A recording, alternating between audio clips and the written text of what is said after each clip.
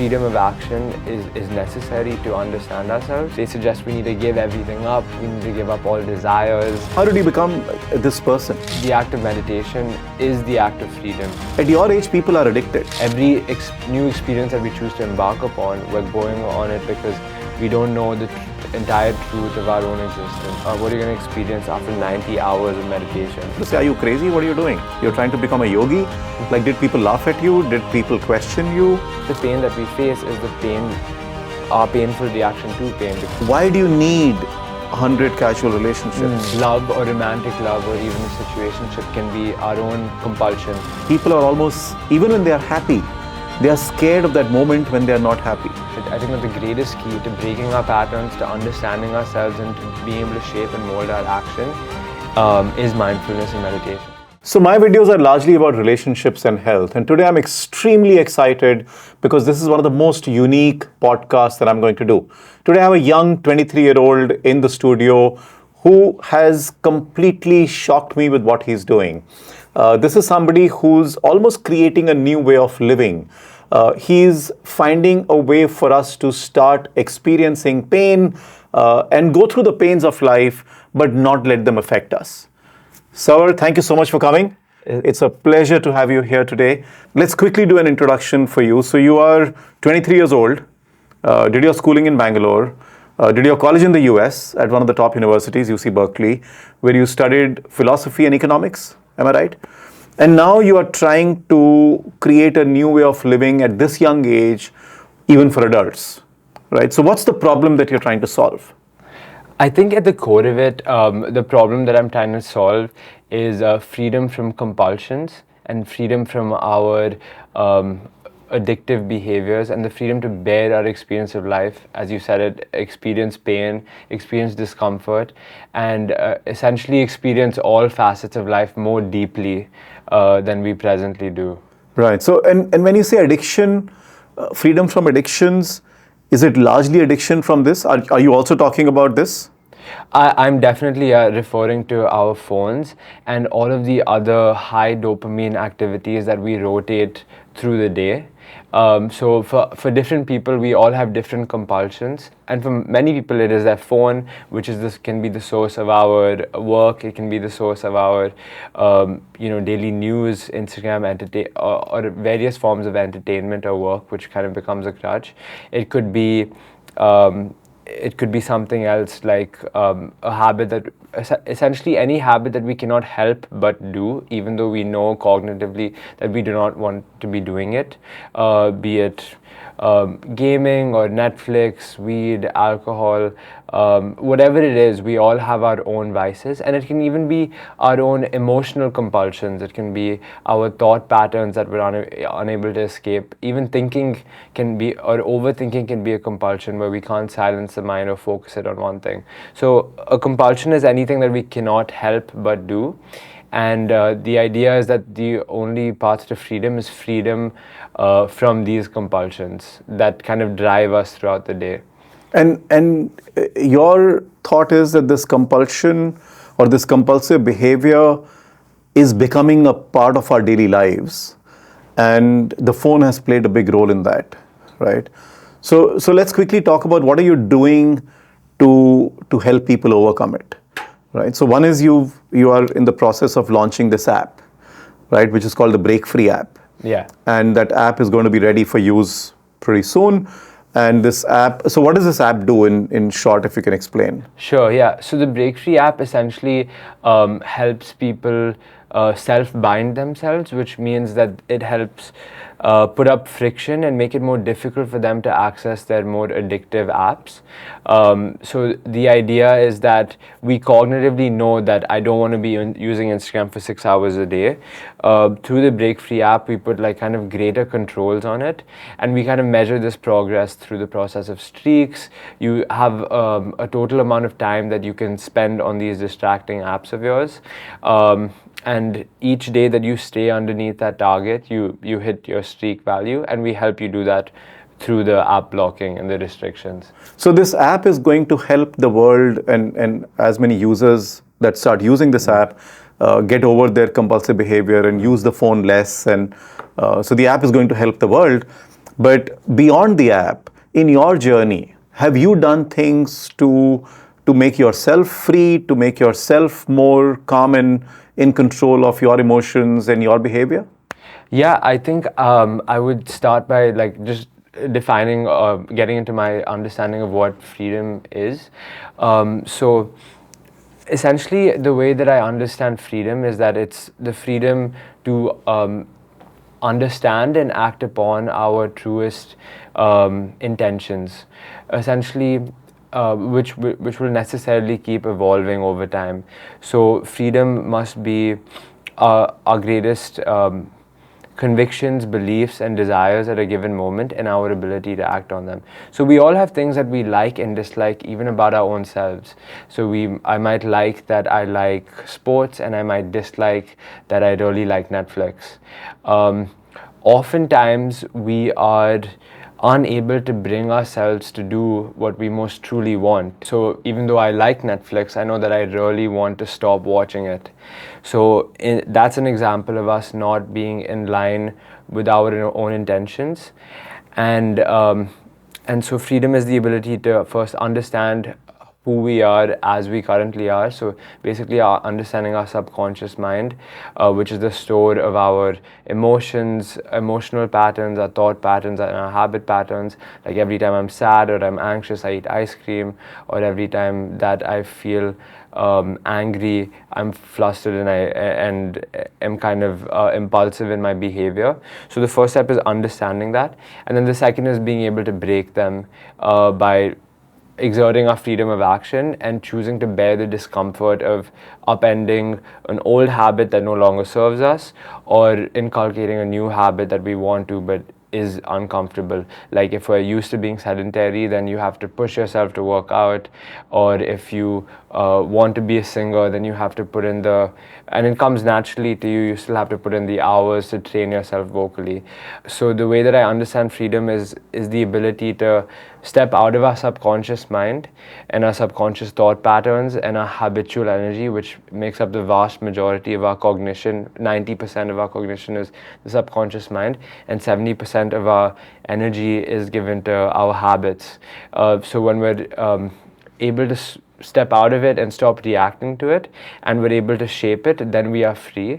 And so to me, I think the greatest tool for freedom in this sense is actually mindfulness and meditation, which is silencing the subconscious mind, silencing the conscious mind, and then essentially stepping out of our reactivity and our thought patterns and emotional patterns, and observing how they unfold.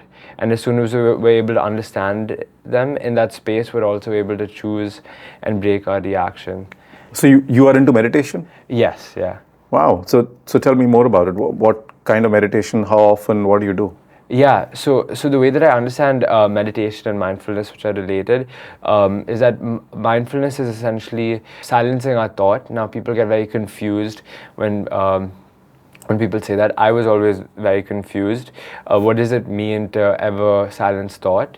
And so there's a difference between consciousness and thinking. So our conscious experience of life is that I can be doing something physically without thinking about it. So I could be like placing this glass from here to here, or I could be just sitting and watching something, and there's a moment of blankness. Or like when we're in a flow state, like when you're doing something without any thought, cognitive thought about what it is that I'm doing. So the act of mindfulness is simply silencing our thought, or if it does come by, just noticing it without reaction, and just being fully present or immersed in flow. And that can be open monitoring, and so meditation is either being mindful in the sense that I'm focusing on one sensation while silencing my thought, or just or something called open monitoring meditation, where you can pay attention to a large range of things. So do you practice meditation regularly? Yeah, so I ever since so a year ago I did the 10-day Vipassana Wow. meditation, which is a style of meditation where for the first 3 days you only focus on the sensation of your breath going in and out of your nostrils, and then for 7 days it's actually scanning the sensations throughout your body from your head to toe and going back up and forth. So I try to do a mixture of both ever since then. Yeah. Sounds like rocket science. You're 23 years old, right? You're in most people's terminology, you're too young to be becoming a yogi, Correct. right? So you seem like a young yogi. Um, how did this happen? How did you get to this phase? What's been your journey like? What are the incidents or events or influences in your life from childhood which have made it like this? Was it a person who made it happen, or like what's made this happen?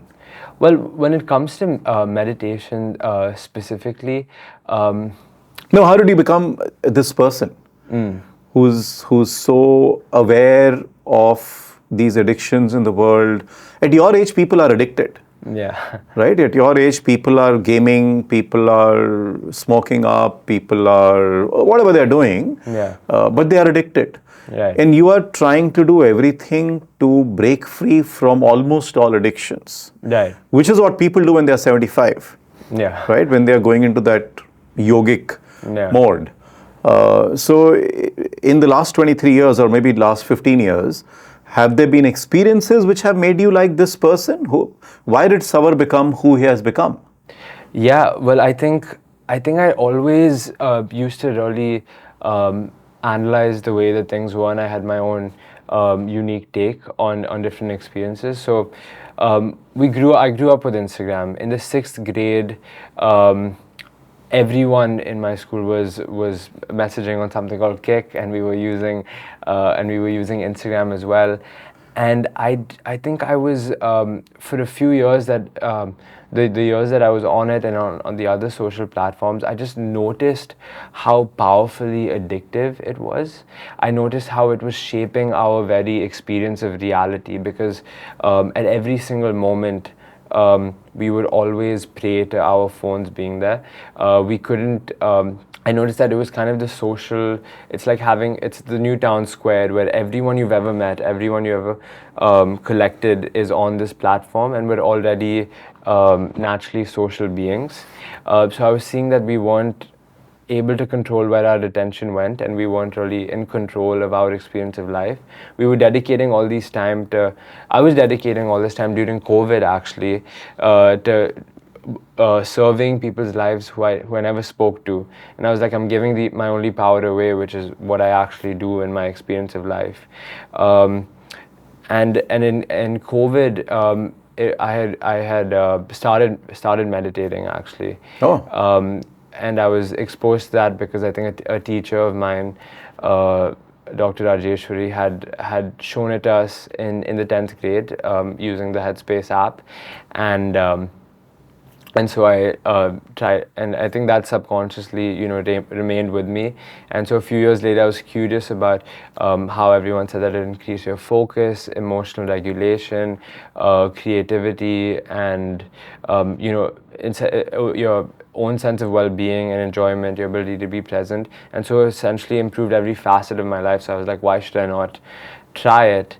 And then a few years later, I had been thinking about the Vipassana retreat, and essentially this also tied back to the idea of freedom. I thought that, as Ralph Waldo Emerson has said, life is all an experiment. The more experiments, the better.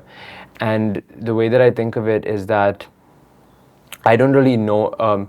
The reason that I did the 10-day retreat was the same reason that anyone embarks on a new venture, tries to solo travel, or journals, or try something, a new challenge, which is to understand themselves better and the possibilities of life better through the context of a new challenging experience.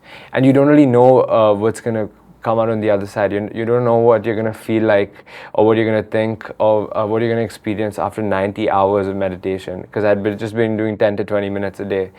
And so I think this speaks to the larger philosophy of life that I've had, and coming out of that experience, which is freedom of action is necessary to understand ourselves, because it is the freedom to bear discomfort and upend our old patterns, to see new ones, and it's only on the other side that we can make a definitive judgment about what's better. If on the other hand we don't have the freedom to bear that discomfort of doing something that we're habitually used to doing, like checking our phone every morning, smoking weed every night, whatever it is for us, if we can't break that pattern to see what life is like on the other side, then we don't have freedom of action, and we don't really know what the other side is like.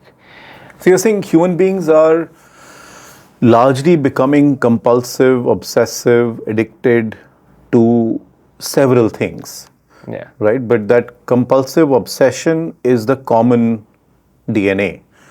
For some, it's Instagram, for some, it's weed, for some, it's something else, gaming.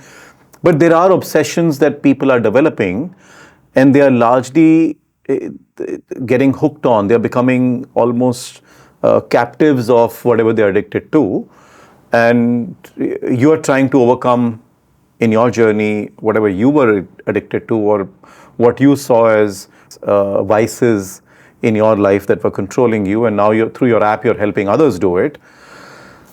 And in terms of your journey, the influences were, one, you mentioned the fact that you were an Instagram baby. You grew up with Instagram. 6th grade, when you were perhaps 11 years old, you were just texting each other on these apps. The second is some teacher in 10th grade who perhaps lit the spark, where you got your first exposure to meditation or mindfulness.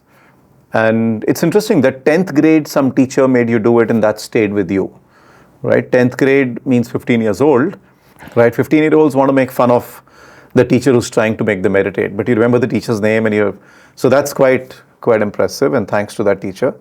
And the other perhaps influence has been your college, where you went and learned philosophy, or is there something you saw in the university campus which also influenced you? I think that generally it continued to reinforce my belief that I had about compulsions, and also it gave me the opportunity to be inspired by other individuals and try to do something about it. Okay. And then Vipassana was another influence. Right. So when was the first time that you got into Vipassana? It was a year ago, actually, last July. And what is Vipassana? Where did you do this? Tell me more. Where did you do this? How long is it? What does it mean? I've never done it. Sure. So the Vipassana meditation retreat is a 10-day silent meditation retreat where you basically cannot speak, write, read, talk. And you have limited. You eat at specific hours. You wake up at 4 a.m. and you follow the same schedule, which amounts to roughly to meditating for roughly 9 to 10 hours a day. You meditate for 10 hours a day? You meditate for 10 hours a day. Okay. So everyone says the silence part was hard, but the silence isn't, at least for me, wasn't as hard as the actual. How long are you silent in the day? The whole day. You're silent for the 10 days. Oh. Yeah, you don't speak or read. Don't speak to anyone? No, and no phone, no electronics. You can't receive a call? No. Can you text? No phone at all, yeah. Wow. Yeah. Okay. So it's complete break free from the external world. Correct, yeah. And are there some people doing it together? There are 10, 20 people doing it together? Actually, there's centers all around India and the world, and sometimes there's hundreds of people in the same. So that really is what's super interesting to me, that here we are in a society where people are, we are all rotating through our own high dopamine activities, every single one of us, and we find it difficult to do these painful things. And yet at the same time, I think people are craving, going back to nature. We're romanticizing living on a village or living in a cabin in the woods. And this meditation retreat, which is just, you get a small room and you sit on a cushion for 10 hours a day, and the worst part is just the physical pain, the numbness in your leg, sitting with your back straight without any physical support, and it's hard to get a spot. It's hard to get a spot in these places because people are rushing in to do it. Really? Yeah. Wow. Where did you go for it? I did it in Bangalore. Okay. I did it in Bangalore. There's a place in Bangalore where you can go and do a 10-day Vipassana. Yeah. And essentially, I didn't know Do you wear normal clothes while doing it? It's a stupid question, but yeah, you wear normal clothes. You Okay. wear as long as it's my visual is that it's like a place with all yogis and babas who are wearing robes and no. no. I was wearing these jeans and a t-shirt, so Okay. it's completely secular. And actually, I And you didn't. eat normal food? Yeah, you eat normal food, but it's kind of fasting actually. So I mean, intermittent fasting because you're only eating at 7 a.m. and 11 a.m. And then you get a fruit at 5, unless you're an old student, in which case you don't get that fruit either. So the last time I went for the 3 days, I thought if you're an old student, you also get dinner.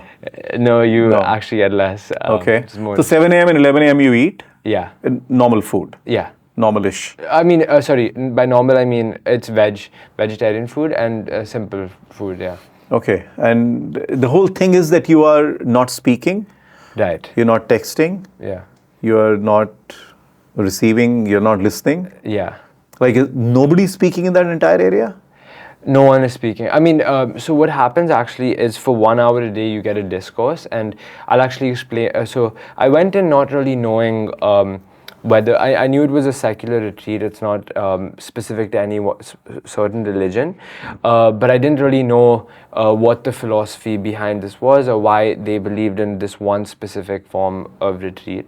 And it actually gave me literature to explain some of the things that some of the concepts that we've discussed and that I had felt that resonated with me in the past. So the idea, the Buddhist idea or the framework, earlier I had disagreed with Buddhism. I thought that they say they should suggest life is suffering. They suggest we need to give everything up. We need to give up all desires. It's so extreme, and I feel like in a sense you're absolving yourself from having to be part of the world and make it better and strive to make the world better for yourself or your loved ones or whatever you believe is right in the world. So that was my earlier belief. Coming into Vipassana, how they explained it was that life is constantly changing. It's changing from this moment to the next moment. One moment you're like extremely happy on top of the world, and the next moment you're not. I feel the same way about pleasure. Like one moment you're looking forward the whole day to, like, I don't know, eating an ice cream, and it lasts for a few minutes. Maybe you get a second scoop. It's great. It's less good, but still enjoyable. And by the third, it's not that great, and then you're kind of done. The enjoyment is done, and so we the problem with life being ever changing is that we're constantly shifting between experiences of emotional and physical pain and pleasure. So it's constantly shifting, and the Vipassana philosophy, or the idea that they say that the Buddha said, is that human suffering is created by the mind. Pain is inevitable, but suffering is not. And suffering is created by the fact that we fight pain. Whenever we experience pain, we feel a deep hatred towards it. We feel an extreme aversion towards it. And when we experience pleasure, we crave more of it. We long for it to continue, and we never seek for it to end. So when we're experiencing pain, we're craving pleasure, and when we're experiencing pleasure, we're craving for it to go on indefinitely. And so the idea behind the meditation retreat is that these ideas of the external world of, like, I want to have a good job, so I'm mentally happy, so that I have pleasant sensations in my body. And the idea of sitting there for 10 days is that I can say all of these things cognitively to you, and we might think, oh, that's a great idea, cool, and then just move on with our lives. But when we're sitting there, we're noticing how you have a pain in your back and you want to move. And they say just sit through it, knowing that it is an ephemeral feeling, and your legs go completely numb, and you have to move at this point. But when you continue to persist with it, you notice how, wow, life is ever changing, moment from moment, and I can change my reaction to pain. I don't have to be, and actually a lot of the suffering and the pain that we face is our painful reaction to pain, because we label it as pain and see pain as bad, and then we fight it. And so for me, this added a lot to, like, my pre-existing philosophies of the world, because because I felt that our whole lives we spend chasing a goal. We're born into a capitalist society, and everything is a means to an end. School is a means to a job, which is means to a high income, which is a means to an eventual happiness. And as soon as we get one thing, we're on to the next. As soon as I dedicated my whole life to getting into Berkeley, you're there, and then it's like, get a job now. And as soon as you get a job, you want to get a raise. And it's always about, we're dangling the carrot ever in front of us in the day and later on in our lives. And we're always chasing, we're running after the thing is coming, the thing is coming, as Alan Watts puts it. Like, the thing is coming, the thing is coming. And that the thing is not the source of our pleasure. In fact, I realized that much of our imaginations of our pleasure in the future don't actually match up to our experience of it. And when we get there, we start craving the past. The past was so perfect, but in that past, we were craving the very future that we're now in and we're occupying. And so I feel that a lot of the discontentment that we feel, or the sadness that we experience, is because we're imagining a perfect state. We're dreaming of that beautiful moment of perfection, and we want it to last indefinitely. Or we don't want to. We don't know how to embrace the imperfection of the physical pains that manifest in our body, the emotional pains in our life. But very mature. Too mature for your age, Savr. I'm scared or worried because these are too mature thoughts. You should be having fun and chilling and doing all those addictions that you are trying to get people to move away from. Right. So Vipassana is a Buddhist concept, is it? Yeah. It was started by Buddhism. Yeah. Okay. And so going back to Vipassana, 10 days, you're not speaking. Yeah. You enter. Right. You enter the place, I'm assuming you pay some amount and sign up and do something, and then you're in this. Right. In this. It's donation based actually, so you don't pay anything, but at the end. Okay. And you are in this place, which is a few acres, because there are a few hundred people there, and you have a room where you stay, and then there is a hall where people go and do meditation. Yes. Is it like that? Yeah. Yeah. And then there is like a restaurant, cafeteria where people eat. There's a cafeteria where people eat. Yeah. Yeah, where food is given at 7 o'clock and 11 o'clock, and the fruit at 5 o'clock or whatever. Exactly. But during the rest of the day, you are doing meditation. Yes. Yeah. Basically. So 9 to 10 hours of meditation. Yeah. With breaks, you have time to rest and chill in your room, walk around. And okay, you can walk around. Yeah. All people are doing Vipassana. Yes. Apart from maybe the preachers who are giving the sermons or whatever. Yeah. Exactly. So nobody's talking to anybody. No. You pass by. Yeah. Do you smile at each other? No. No? Actually, some people told me that they suggest avoiding eye contact in general. And I think people just generally don't make much eye contact. Okay. Of course, there are times where you might have to break it to ask a question to like the help, to like the volunteers. Other than, or you can break a question to ask something to the teacher, but other than that, you're avoiding all contact. So why did you go into your first Vipassana? Right. If it's not too personal to ask. No. Was there an event or incident that pushed you towards it? Or was it just curiosity or? Well, actually, yeah, it was that main thing that I don't really know what is on the other side of this. Every new experience that we choose to embark upon, we're going on it because we don't know the entire truth of our own existence. We don't know the entire truth of what life can be, what life can feel like, what thoughts I can have, who I can be. So it was just curiosity. Pure curiosity. That took you there. And also, I had also seen the benefits of meditation, so I expected my focus to increase. Oh, you were already doing I meditation? was already doing it for a few years, for the 20 minutes since COVID. So I thought, okay, my focus, You said, let's take it to the next level and experience. So it almost seemed like a natural progression. Correct, yeah. And how was the experience of 10 days? 10 days you did not speak. Yeah. Right? You did everything else. Yeah. You ate and you bathed and you slept and you woke up and all that. Yeah. But you did not speak for 10 days. Yeah. 10 days you are quiet. Right. Right? For me, 10 minutes is difficult. But 10 days you did not speak to anyone. Nobody spoke to you apart from the sermons that happened. Yeah. Was it difficult? Like first day, seventh day, what's the most difficult part? Yeah. Is there a part of those 10 days when there is like an aha moment?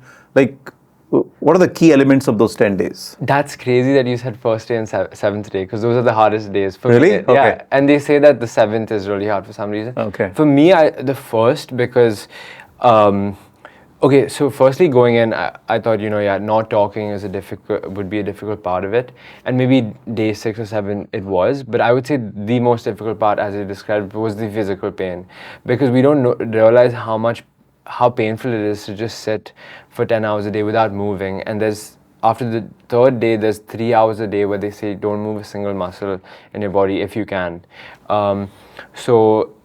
And the first day I was sitting there, I'd finished, so maybe 3, 4, 5 hours of meditation, which is already a crazy amount to finish. And there's like 7 hours left in the day, and then 9 days ahead of me. And I'm like, what have I done?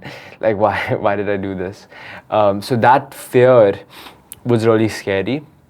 And day 7, it was at the point that it can get like mind-numbingly boring, where I was just like playing drums in my room, like on the thing, or my mind was going to places. Like the entertainment that I have was with my own mind. If I did in breaks, like have things to think about. But I think it completely changed everything for me, because I think it did change the fact that I think I can bear experiences of pain and pleasure more differently now. I view it through a different lens and can be more patient with it. I think I'm able to choose make myself do things that are more uncomfortable, which could be anything, right? Like it's like patience when you're working out, or it could be like having an emotionally painful experience. It just changes. It can change your perception of it and your reaction and experience to it. Okay, so first day was tough. Yeah. Because it was just starting and you didn't know what to expect. Seventh day was tough because by then you had had too much. Yeah. Ho gaya, matlab jitna whatever I had to do is done now. Yeah. I want to get out of here. But then you got over it. Right. And 8, 9, 10 days were okay. Yeah, actually, at the moments that I really didn't want to go to the hall, those were somehow happened to be like the most profound meditations, like incredible insights about myself, or just incredible feeling. The way that they described it is you feel almost like, because you've gone up and down your mind, like your whole body so many times, that you get sensitized to even like. It feels almost like electricity crackling through your body, and it happens at moments, because you've gone up and down so many times that you start becoming very sensitive to noticing it. And did you do this alone, or was there a friend or family member or somebody? My sister Sia also did it. Wow. Yeah. Both of you did it together. Yeah, we did. And you didn't speak to each other also? Well, luckily they keep girls and guys apart. Otherwise, we would have, because the one I going in, I thought I'll try not to speak to her. But the one time I saw on like day 6, we both like smiled, like, hey, what's up? That was it. Yeah, we didn't see each other a lot. Wow. And on day 10. Yeah. So now there's a 11 a.m. or 1 p.m. or 3 p.m. whatever it is, a time when Vipassana, your 10 days are over. Yeah. Right? Yeah. So what happens then? You know that 2 hours from now I can speak. Yeah. At that stage, are you like desperate to complete the 2 hours and speak, or are you like, I can actually go on?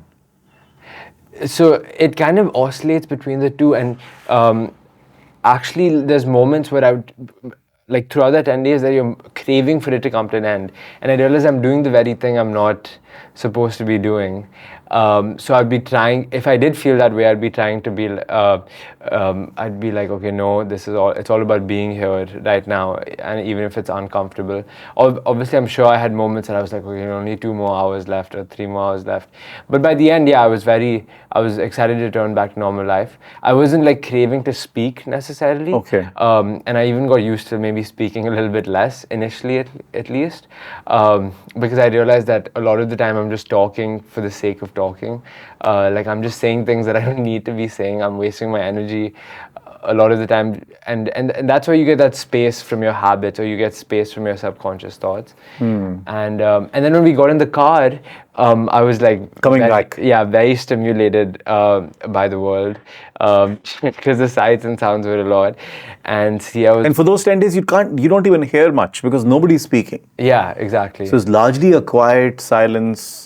Yeah, it's largely 240 hours. Yeah, except they play maybe a little bit Okay. of like sometimes like there's someone speaking. Okay. Or like so is there prescriptive elements to when you start speaking? What is the first thing you should say, or how much should you speak? Nothing of the sort. No. They don't really say that. So on day 10, I think they allow you to speak, so you can speak to everyone there. They give you a phone back. So what is the first thing you say? What you said? I think the first time was like we stepped out and everyone's really somber and serious, right? And then people just start smiling and their face completely changes because your face looks so different when you smile, right? And so someone smiled and said, "Hey," just like hi, and I was like, "Oh, hey, what's up?" Something like that. I just said hi to someone. And it felt really weird because you've been with them for 10 days and you haven't spoken. Is it very emotional? Did you meet your sister and did you guys like hug each other, or did you were like, okay, anyways, it's okay? I was really excited to hear about her experience. It wasn't so emotional. Yeah. I did catch out of the corner of my eye a few times. But I was really excited to share my experience and hear about hers. And what's the profile of people that come for this? Is it all young people, older people, mixed bag? So actually, in the Bangalore one that I did, it was we were the only. There was maybe one other young person, and then predominantly older people. And most of them were like, "What's wrong with you? Why are you doing this? This is too young. You have to wait for things." Yeah, that's what I'm saying. Yeah. What's wrong with you? Okay.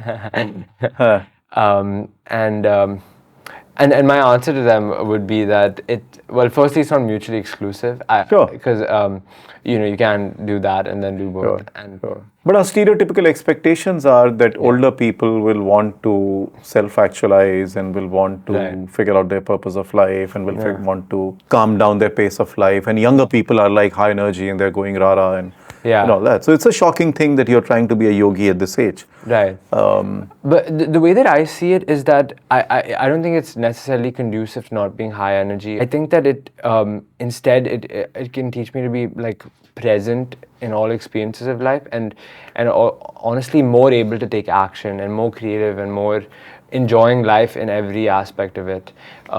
That's the way I understand it. It's like seeking joy in all the variety of experiences. So would you recommend this to all? So at what age did you do this? 22. 22. So a year ago. So would you recommend this to people to go in for Vipassana? Well, I would recommend meditating for sure. Okay. I would definitely recommend meditating to begin with. Okay. And then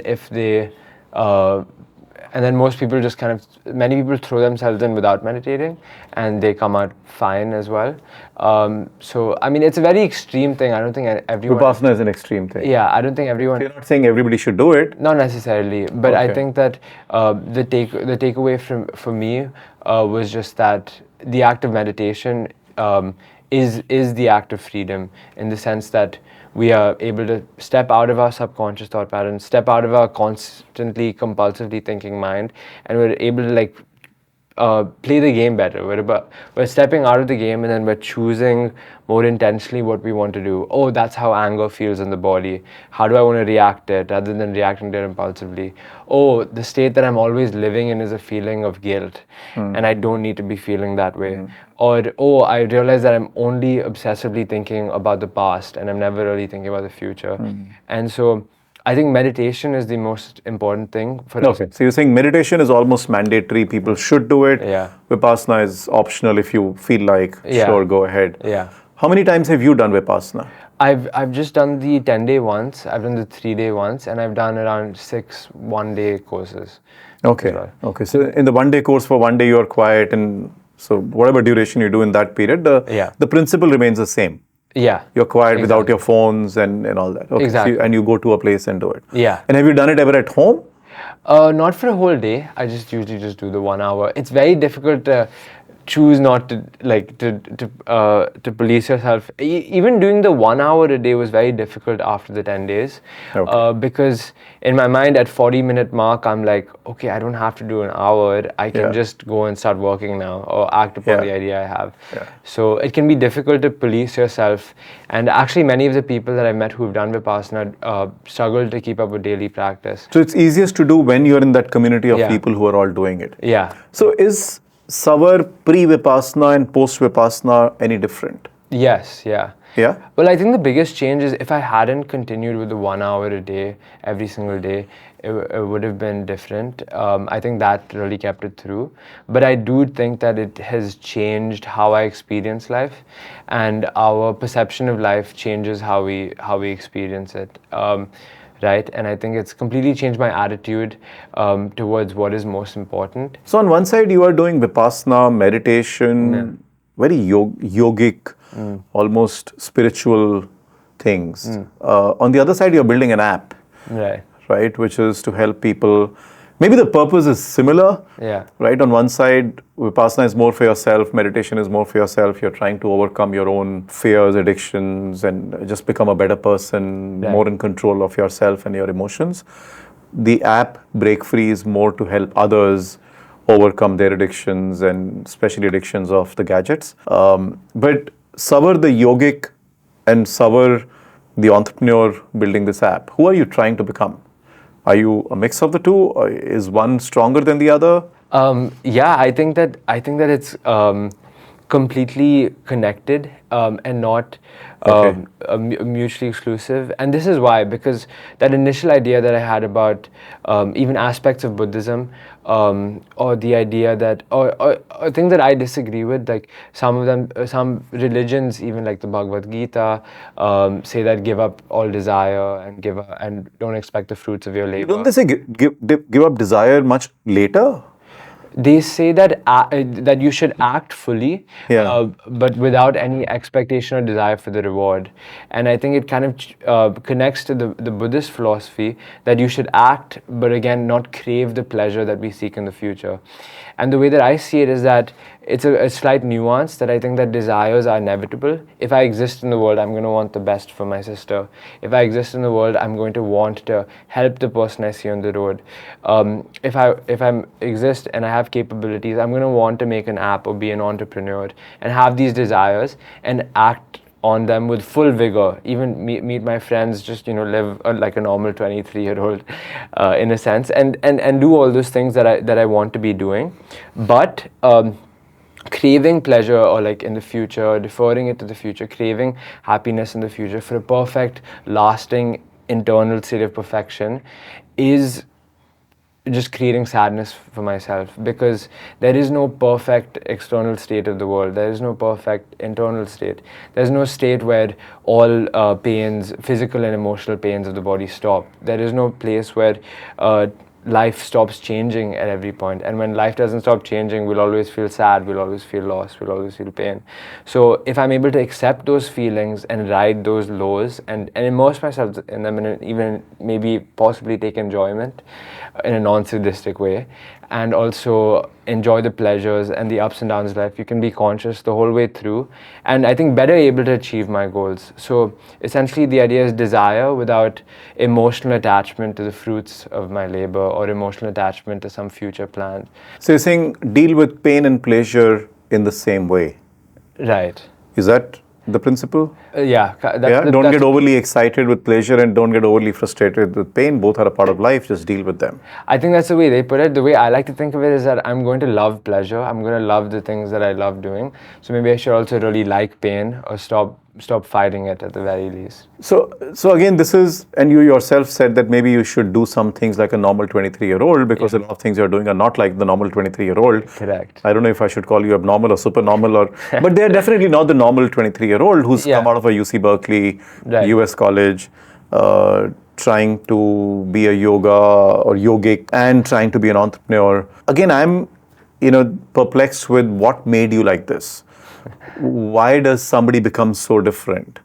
Like, are there more experiences in your journey? Is your family, childhood, are there other things that made you like this? It's hard to get to the root of certain things. I think I've always liked doing things sometimes in a peculiar way, or in a way that's not necessarily obvious to others. Some of the formative experiences that I had, including at 10-year-old, as a 10-year-old, I was diagnosed with Hodgkin's lymphoma, which is a kind of cancer. It was a brief experience, and it was very lucky, because I was done with the chemo treatment in a matter of within 6 months, I think. But I think that was one of the examples of a somewhat painful experience which opened me up to the idea that things can go wrong, and also in a way it sensitized me to the pain of others, because I realized that other people had it so much worse in a way. In a paradoxical way, it made me grateful for the things that went right, and for the fact that I'm sitting here today and I'm fully healed as an example of it. Because for example, were children in the hospital who had obscure diseases I'd never heard of before. Cancer gets this, is supposed to be the big bad, but here there were other diseases I'd never heard of for children whose parents couldn't afford to pay for the treatment. And some of these were lifelong conditions and other things. And then throughout the years, I realized other people who I knew would tell me about sadnesses in their life that I could never imagine, like the very early loss of a parent, or some kind of disease, or some kind of challenge that I never had to face. And so I just realized that everyone has their own versions of pain and suffering. So it's very interesting that even having cancer as a 10-year-old had an impact. You started seeing the world from a different lens. What is more interesting is that you're almost trivializing your having cancer, right? You're almost saying like it wasn't so bad. It's amazing that somebody can say that experience of having cancer was perhaps a good experience for me. It made me a better person. My parents could afford treatment. I came out of it. There are people who have it much worse. Having cancer is not the worst thing you can have. Yeah. Right? But so if I go back to your journey as a 10-year-old, having cancer, going through it, and you're saying a brief period, 6 months. 6 months is not a brief period. Yeah. I'm sure you were in and out of hospitals and going through chemo and whatever. So, and as a 10-year-old, it had an impact which lasted for a longer period. So, cancer, growing up as an Instagram person at 6th grade, the 10th grade, mindfulness and meditation that your teacher made you do in school, Vipassana after that, COVID, meditations during COVID, Vipassana, UC Berkeley, all have shaped who you are today, right? With all these addictions and all the device and compulsive behaviors, what do you see is the problem, right? If people are addicted to Instagram or whatever, is that a problem? Like, why is it bad? I mean, I know it's bad, right? But why do you think it's bad? Right. I think that the problem is that today in the world, like, our sources of pleasure and high dopamine activities are ubiquitous, and they're ever present, they're everywhere, and they're very normalized. And so we naturally as humans like comfort, we like pleasure, we like entertainment, we like social validation. These are very normal things. And as Aldous Huxley said, man has an infinite appetite for distractions. So because we like all these things and they're so normalized, foods that are like, completely processed or high sugar, or any of the like highly pleasurable activities are everywhere. So it's almost a Herculean effort for like the individual to restrict themselves from all of these sources of pleasure, as do I, as do we all. And so one is that how normalized it is, so we don't see anything wrong with it, and we are always like looking forward to our pleasure, and we're so reliant on our pleasure. So the problem is, as through the day we cycle through high dopamine activities, from like having like maybe multiple cups of coffee to watching YouTube in the morning, to whatever it is to get through the day. And so what happens is that our habit, I think a psychologist said that our habits amplify in times of stress or negative experiences. And so we're unable to bear the slower experiences of life, and we're unable to essentially be present with our experience of reality. So what do I mean by that? I mean that in a moment of slowness, we find it boring and unstimulating to be with our thoughts. And why wouldn't we be? We always have a person to text, a friend to call, catch up with, a work call to attend to, or like a podcast to listen to, or music to hear, a movie. You get my point. So my point is, if I'm addicted to my phone, if I'm on Right. Instagram and texting and messaging and doing that all the time, Yeah. why is it so bad? What harm am I doing to myself or the society? Yeah, we can't we find it very difficult to pay attention to something for a prolonged period of time. Okay. We find it difficult to pay attention to a conversation. We find it difficult to focus on a meaningful aspect of work when we can get a dopamine hit. When we experience pain or a negative emotion, it becomes, instead of being able to process it and sit with it and allow ourselves to feel and move through it, instead we're constantly distracting ourselves, our painful thoughts, our painful realization, which leaves them unprocessed and can, be stored by the subconscious mind and come out reactively. We don't have time to understand ourselves because we don't have time to sit with our own thoughts, let alone silence the mind and be conscious in our experience of life. So when we're never present in our experience, it hurts our relationships. When we find it difficult to focus, it really hurts our work. And when we find it difficult to sit with anything painful, then it's hard to take on a meaningful challenge, and it's hard to process the challenges that are thrown on us by life. And so essentially, it's like it's eating away at all the things that make us human, right? Because our our painful experiences shape us when we can come out of them. Our challenges define who we are, and our ability to be creative and have an original thought only comes when we're not consuming someone else's thought.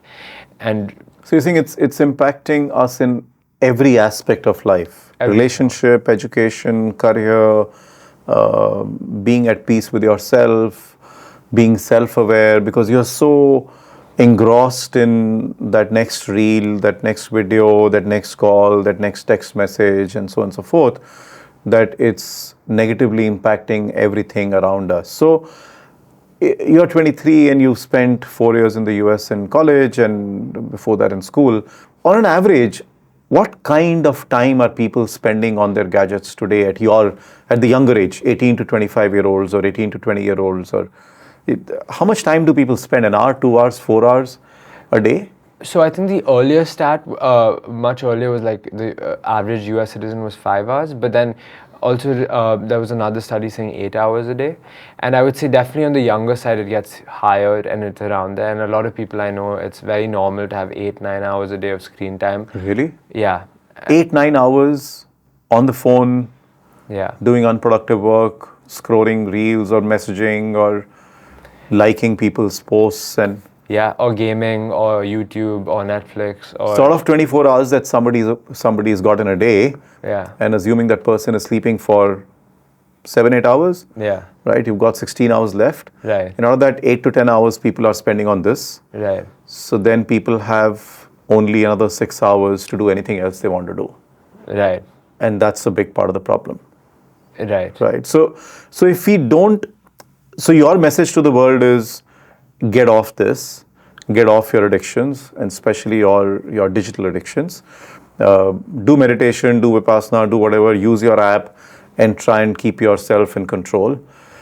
If it doesn't happen, right, let's say people like you are not existing and nobody wants to change these addictions that we have as humans, what do you see the future to be? Do you think in the next 10 years, 20 years, there is a bigger problem, or we are where we are and it'll stay like this?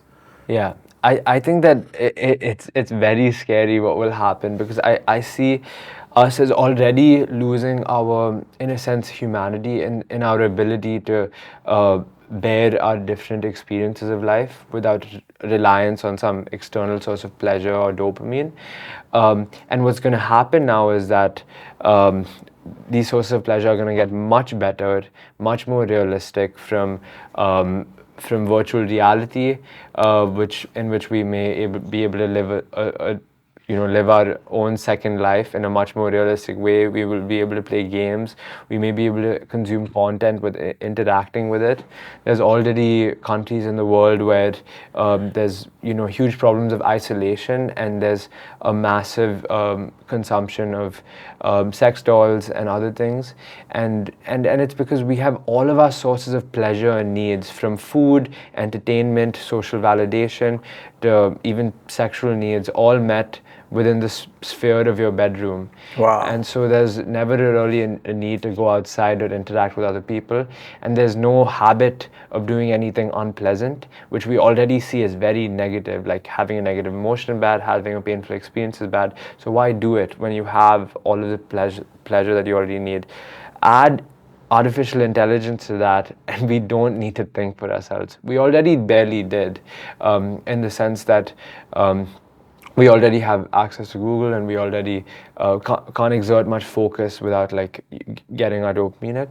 But now we really truly don't have to think for ourselves, because artificial intelligence is getting better. It's creating art, music, and doing our thinking for us. So you're saying we could reach a stage where we don't need to do anything, Yeah. or don't need to work towards anything, Correct. including studying, working, having a relationship. We can do it all through apps, Right. or through technology. And with AI, we might not even need to think about it.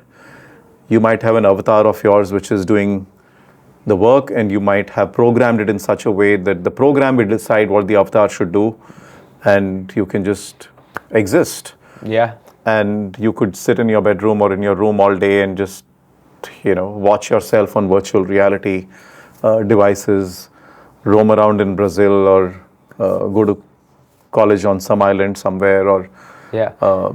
And even make decisions for us in our real life. Like Yuval Noah Harari talks about how it'll have so much data on us, on our preferences and likes. Already, Facebook could predict like a 10-year-old's sexuality based on their likes and dislikes. Wow. Or could predict if someone's Republican, their gender, their political preference, their sexuality, before we even identify that someone was pregnant, before they had even taken a pregnancy test. Right. And that was just based on our shallow likes and dislikes.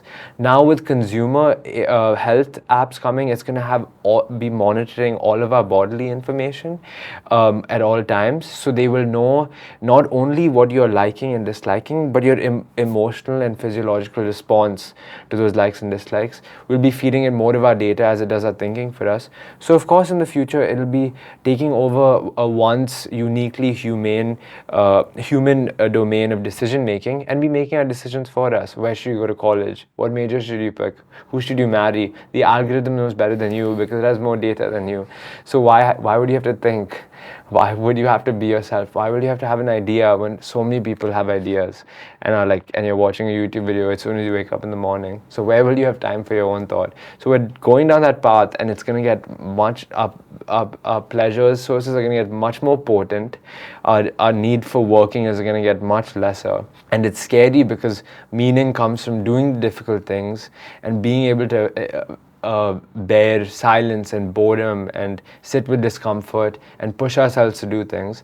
And if we stop being able to do those things, So maybe technology at 18 will decide where you should go to college, and at 22 where you should work, and at 25 who you should date, and whatever. So there's no scope for any for not knowing anything, because maybe technology will just lay out your next 20 years or 50 years, and so you're going to die at 87, and so do these things and travel these countries. So are you trying to say that all this, because technological advancements are happening at a rapid pace, right? So are you saying they're bad? They should not happen? Like, do you have a solution to all this? So I would say that it's not bad, and it doesn't have to be bad. I'd always debated, like, because people romanticize like the past with like the hunter-gatherers, or going to a village or a cabin in the woods, as I mentioned, and I think at the end of the day we just have different challenges and struggles. Like maybe they experience a kind of mental clarity and freedom that we may never experience, but at the same time humans I've loved the life that I've lived, and I can't imagine it being without technology. That hunter-gatherer will never know what it's like to listen to Alt J in the 6th grade bus going to school and feeling really cool and emo, or like having a brownie in Netflix on a Sunday. Like these are things that are part of our life. It's not inherently evil to have these things, but I think that the way to do it is that we need to reassert our freedom of attention and our ability to be within our own thoughts and be authentically ourselves and have control over technology rather than it controlling us. And I think that part of the way to do that is doing uncomfortable things, like sitting in silence for 30 minutes a day and just letting our thoughts come from within ourselves, and noticing how, like, rather than being reactive, where every time I feel sad I'm checking my phone or going into my virtual reality, when I'm sitting in my own body, in silence, I'll notice the feeling of sadness, and I can see when it comes up. And when I understand myself and I understand how it comes up, you have control, you have space. You can step out of your subconscious thought patterns, and we can control the game that we're currently playing rather than being controlled by it, by our past experiences, by our past compulsions, and by all the sources of pleasure that we have today. So, two last questions, hopefully. Yeah. And one, so I am always curious about how relationships are evolving in today's day and age. And you've been on a US college campus where dating and dating apps is like as simple as having coffee. How do you think that space is evolving in the midst of all this technology, AI? I was talking to somebody who, about your age, maybe slightly older, who was telling me that there's a research paper that says to find the ideal partner, the number of people you need to date. Have you heard about this? The number is 37. Okay, so once you've dated 37 people, you've seen the market, now you know what kind of a person will be ideal for you. Okay. So there is so much analytics going into everything. Yeah. Right? How do you see relationships, dating, all that space right now? How do you see this on college? Is it in a great place? Is there a problem there? How's that going right now? So, very interestingly, I think that love, like romantic love, is another one of those things which is pedestalized in our societies at this point in time. It really is. All of our movies and music is, from a young age, are built around the idea of being validated by the other. There's terms like the male gaze, which women cater to the male gaze, expectations of what the other gender prefers, and so do men for women, and also, other relations like homosexual and bisexual and other relationships too. So I think that it is one of those things that is so pedestalized, and at the same time now contact and constant contact and being constantly available is mixing to form this very potent, can be kind of like a scary mixture, where the idea that we have of love is that it should be infatuated and you should always be intoxicated by this person, and that should last for your whole life, where you give up all other desires and you're focused on this other person. At the other time, people, especially people who say, if you're like atheist or say agnostic, this is seen as like the highest source of elation in life, even for people who are religious or others, because it's pedestalized and there's so much pressure on it. And then on top of that, we're expected to be constantly available and constantly want to talk to this person. And so what I see happening is that, like with romantic love, we put so much pressure on it, and people are almost obsessive about it when they're not in it and when there is, because it's another source of all my problems and worries will go away when I have the euphoria of being understood by this other perfect person, rather than understanding ourselves and being more content being single. So I think there's a lot of pressure put on it. Dating apps obviously make use of this, and the weird thing about dating apps is that from people that I know and people that I've seen, is that it's another thing that it does work. I've seen people who have had great year-long relationships that have come out of it, even marriages and stuff that have come, so it's a mixed bag. But also people many times just use it as their own source of like a social media without meeting people. And I think the bigger cost is that we're unable to be present in conversations when we are with someone, and it becomes more about the idea. But in the older times, which is maybe your parents' days or my days, if you liked somebody, it was a long process. Right? You gathered courage to send a message or to reach out and speak or to send a card, or there were no phones to send a message. And it could take months. Even to have that first conversation. It could take years.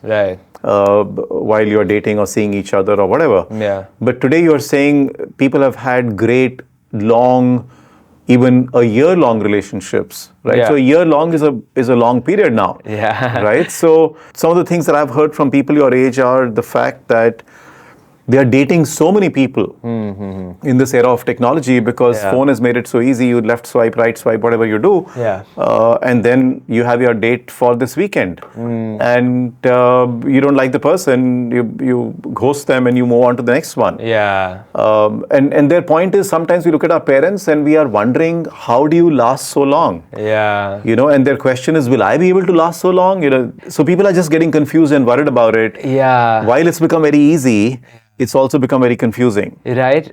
And I completely, what I think that it ties back to the thing that you said. 30, that's a ridiculous number. 37 people. I'll read that paper to see what it says. Yeah. But 37 people is an absurd number of people that most people have not dated. So by 23, how many people have you dated? Two relationships. 2. Yeah. Okay, so you're clearly unique in your, Yeah. you're not the norm, right? Right. I'm assuming, especially for somebody who's been to the US and Right. lived and studied in the US. Well, all of these things are new as well. but Yeah. it's not, it doesn't hurt much. But in your circle, you know people, what's Yeah. the maximum that you think somebody has dated? When you say dated, do you mean serious relationships? So define what is serious. Like where people have labeled it as girlfriend and boyfriend. Okay.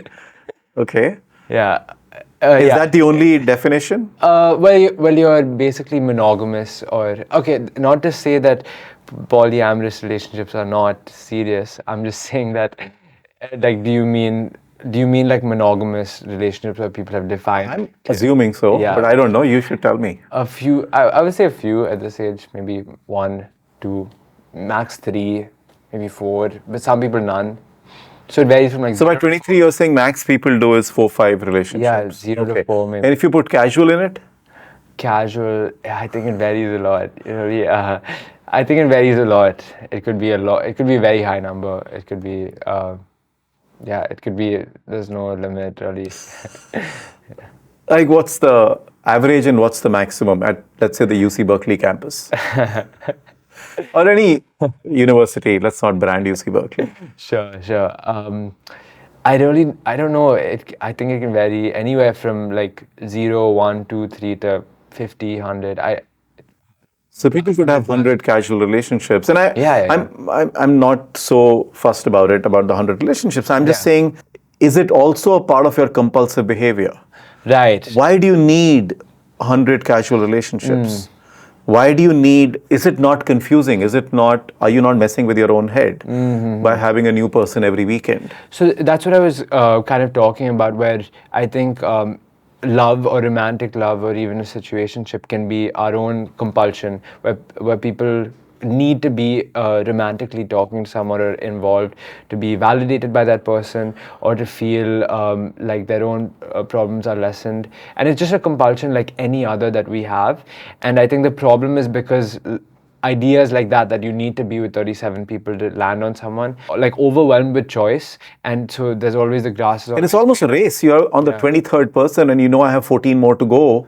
right. So you almost, even if you like that person, you have this FOMO effect that maybe I'm missing out on something. So no, I need to dump this person and do 13 more. Right. And I think a lot of this is compulsive behavior, technology and apps saying swipe right, swipe left, whatever, making things easily accessible, we being addicted to all this. Right. And in my head, it's all just confusing the younger generation more and more, right? But so I just wanted to understand from you, and you think you sort of agree with that? Yeah, I would say that it's definitely pedestrianized, and there's so many options, and it's become like a numbers game, and it can also be a compulsive behavior of wanting to be in a romantic relationship. Is it also pressure on college campuses to say I'm not dating anyone, I'm not seeing anyone? You know, all this dating, swiping left, swiping right, the multiple relationships, the 37 number that you need to date before you find your ideal partner. Yeah. It has become really easy on one side, but on the other side, it's really messing up with people's brains. Right. Do you think there is pressure on people in college because it's happening so rampantly all around you, Right. that if you are not seeing people, or if you're not dating, or if you're not on dating apps, then there is a problem and you're not the normal person? Probably, I think that's not unique to college. I think that's just society wide, that it's stigmatized to be single or alone, and there is an idea that if you're single for an extended period of time, that there is likely a problem with you, and also if that's reinforced by maybe your own insecurity that we need to be meeting as many people as possible to be able to make the best decision based on the data of like having 37 partners and then being able to optimize and pick. So I think it mixes together with the idea that romantic love is a source of euphoria and understanding and bliss, which will take our problems away. The best way to identify is getting with as many people as possible. It being optimized with dating apps constantly, which can become its own compulsion and distraction in and of itself. And then the larger societal idea that you need to be romantically with someone to be validated, to be a normal human being. But it takes away from the fact that it's only people who are comfortable being single for, say, an extended period of time, being comfortable with themselves, who perhaps are more likely to be patient enough to wait to get into something rather than getting into it for the sake of it or for the sake of another data point. Okay. So my last question. You are 23 years old, and like we've agreed that you are not the normal 23-year-old. I think you're a super normal 23-year-old.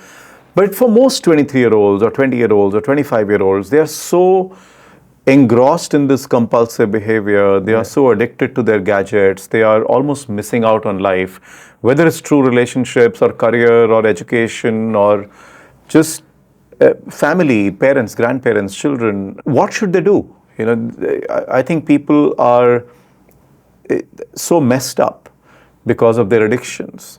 Like you rightly said, they are so scared of a boring moment, right? They are so looking forward to the next movie, to the next like on their Instagram post, to the next friend calling them for a birthday party. FOMO has become such a big thing that people are almost, even when they are happy, they are scared of that moment when they are not happy. Right? Even when they're excited and watching a movie, they are almost beginning to already think that in 1 hour the movie will be over, then what am I doing? So you're almost never enjoying, you're never content and happy because you're so addicted. Right. Being in this yogi mode and an entrepreneur alongside, what would be your advice to these people? Well, I would say that we will only change our behavior and even do something radical if we are really convinced by it. If we really have a deep reason to change that habit or do something differently. So I would just ask someone if there's a takeaway from this, like, what is your reason, right? It could be different for different people. For me personally, it was the idea that I am not in control. I am prey to like some kind of external thing and I'm reliant on it for the source of my happiness, even though I know cognitively that I don't want to be doing it. And if I'm doing something for years and on years that I don't want to be doing, then I'm eating away at my own integrity. Like, what integrity do I have? What am I free in my own action? So that was it for me. The other thing that changed was, am I free to like experience and fully immerse myself in all the experiences of life? Am I going in the direction that I want? And so again, I think that self understanding comes from being able to step outside of the self, which for me was again meditation. So what should people do? Are there tangible things people can do who watch this and say, okay, I want to make a change? But what should I do? I think that the key, I think that the greatest key to breaking our patterns, to understanding ourselves, and to being able to shape and mold our action is mindfulness and meditation. And it is simply the act of being present. It is the act of maybe silencing our thoughts, maybe mindfully walking, mindfully showering, occasionally silencing the thinking mind, and being more consciously aware in our present reality. Practicing it would be the act of meditation. I think that these are the things where we're able to like understand ourselves and notice our compulsions. Like, we will only know why I'm using this when we'll notice what our triggers are, and we'll notice our triggers and understand ourselves, and we'll understand what we most truly want when we're able to silence the mind or have our own creative original ideas when we do it. So you're saying meditation, mindfulness are solutions and will help you go on that path to break free from a lot of these addictions and emotional pressures. And one last half a question, which is, how difficult is it? Right? Not just difficult for you to do it, because you can Google and you can look it on YouTube, how do you do meditation, or you can find a guru who can teach you, but difficult socially. Parents, family, relatives, friends, do people start looking down upon you to say, are you crazy? What are you doing? You're trying to become a yogi? Like, did people laugh at you? Did people question you? Including everyone, the closest to the people. Or friends, college mates, social environments? Well, surprisingly, it's a really mixed bag. Okay. So for some people, it's like pure ridicule, which is normal. And then for a lot of people, there's in our society, if you see that like everywhere, there's like a picture of a Buddha or a god meditating, or it's now being respected for like the cognitive benefits that it has. So that's like one aspect of it. Or like doing more of these experiments or like charting a different path can obviously be mocked and also simultaneously respected, because there's some aspect of it people are like, oh, there's some exertion of willpower, there's some respect. But the way that I think of it is that it would be so boring if everyone was on the same page about everything, right? It would be so boring if I came into the world and everyone was like, you should do this, and then I did those exact things, and then I just lived my life exactly in that way. Like, that would be... But it's tough when people laugh at you, when people ridicule you, when people look down upon you for what you're doing. It's not easy. True. And that did happen to you, you're saying? I think it's more like misunderstanding and maybe a little bit. I mean, there's going to be jokes about almost anything that anyone does. Sure. Even I'm sure, like with starting the app, there'll be confusion around it, right? That why are you using an app to help people get off their phones? So it's like any life path. Obviously, the more unconventional ones will be maybe more misunderstood, but that doesn't necessarily change its value for me. So you're saying there are pros and cons to everything, and the pros far outweigh, in this case, the cons. If I was going to change my behavior based on what other people thought, then there's no end to it, right? Like there's never be enough to change. You have reached a yogic stage anyways, so it doesn't bother you what people say. But this has helped you with your concentration, with your focus, with your being at peace with yourself. Yeah. Bring in your locus of control, internal self-validation instead of external validation. So you feel more in control of your energies and yourself. Correct. Yeah, I would say so. And that's why it's worth it. And even deeper than that, I think that like every moment of life is like very different, right? Every phase of life is extremely different. I heard this quote that even the most painful moments have something to savor, and if our imagination of the future is not as good as actually living it, or our imagination of the past is not actually as satisfying as when we were in it. And every moment will never repeat itself exactly. Every moment of life, every moment of this day, every moment of the next day. My deepest goal is like, okay, I want to enjoy all of it. I want to, last year maybe there were some challenges in my life, but then also like it was the last year and last moments I had with my dog. Or like when you're in college, there's all these burdens and stresses that are put on you when you're about to graduate, but it's also like the last few months that you have in college. And so I think that in every phase of life, like this is the future that I once dreamed of. And so I think the deepest reason is that every moment is for the sake of itself. Pain, pleasure, like every single moment, like the greatest thing that we could do is be present. Be it our work, be it having a conversation, be it being with our friends, family. Being present, I think, and being conscious of it is like the highest goal. Phenomenal stuff, Savr. I should call you Yogi Savr. No, great work that you're doing, and I've learned a lot. I will definitely try Vipassana and meditation. I'm so glad. And I'll find out where to go for it and do it. But it sounds like something which is worth an attempt. But thank you so much for your time. Yeah. It was an absolute pleasure to have you here, and hopefully people have learned and they will reach out if they have any questions, but they will definitely try the Yogi Savr way of life.